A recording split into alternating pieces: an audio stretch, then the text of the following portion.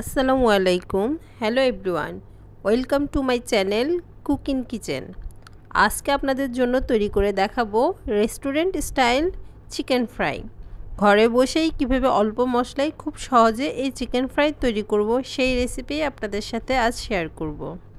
রেসিপিটি ভালো লাগলে লাইক করবেন এবং সাবস্ক্রাইব করে পাশে থাকবেন। চলুন রেসিপিটি দেখে নেই। এজন্য 500 গ্রাম মুরগির মাংস ছোট ছোট টুকরো করে কেটে ভালোভাবে ধুয়ে পানি ঝরিয়ে নিব। আমার এখানে কাটার পর 500 গ্রাম মুরগির মাংস আছে। আর নিয়ে নিব 1 চা চামচ আদা, 1 চা চামচ রসুন বাটা। শুকনো মশলার মধ্যে নিব 1 চা চামচ শুকনো মরিচের গুঁড়া, হাফ চা চামচ জিরা গুঁড়া এবং হাফ চা চামচ গোলমরিচের গুঁড়া। ঝালটা আপনাদের পছন্দ মতোই কম বাড়িয়ে নিতে পারবেন।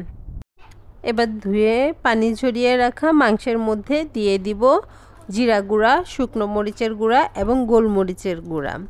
এরপর এতে দিয়ে দিব আদা ও রসুন বাটা। এবার এতে দিয়ে দিব হাফ চা চামচ ভিনেগার, 1 চা চামচ সয়া সস, 1 চা চামচ টমেটো সস, আধা চা চামচ থেকে সামান্য একটু বেশি লবণ। এবার সবগুলো উপকরণ একসাথে ভালোভাবে মেখে নিব।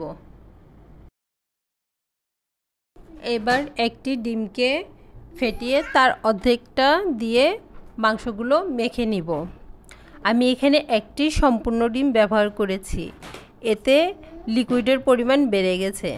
500 গ্রাম মাংসের জন্য অর্ধেক ডিমই যথেষ্ট। কোটিংয়ের জন্য 2 টেবিল চামচ ময়দা এবং 4 টেবিল চামচ কর্নফ্লাওয়ার দিয়ে মাংসগুলোকে মেখে নেব। এই পরিমাণটি অর্ধেক ডিমের জন্য দেওয়া হয়েছে।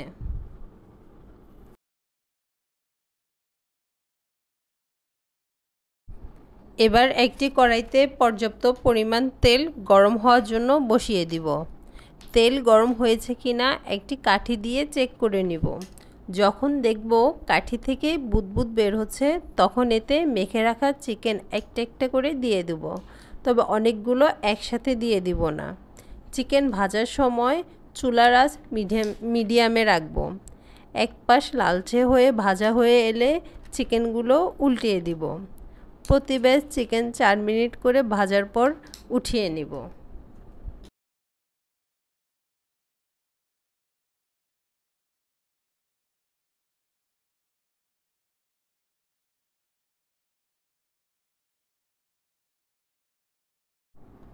প্রথম ব্যাচ চিকেন উঠানোর পর পরবর্তী ব্যাচ দিয়ে দিব এবং একইভাবে ভেজে নিব।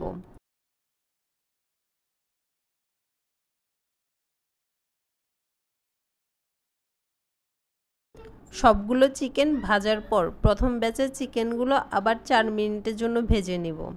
এভাবে সবগুলো ব্যাচ দুইবার করে ভেজে নিব। এতে করে বাইরের কোটিংগুলো খুবই ক্রিস্পি হয়। পুরো রান্নার সময় চুলার আঁচ মিডিয়ামে রাখব।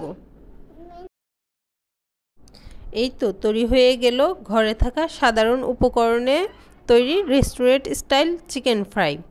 এটি খেতে খুবই টেস্টি হয়ে থাকে, আপনারা তৈরি করলেই বুঝতে পারবেন।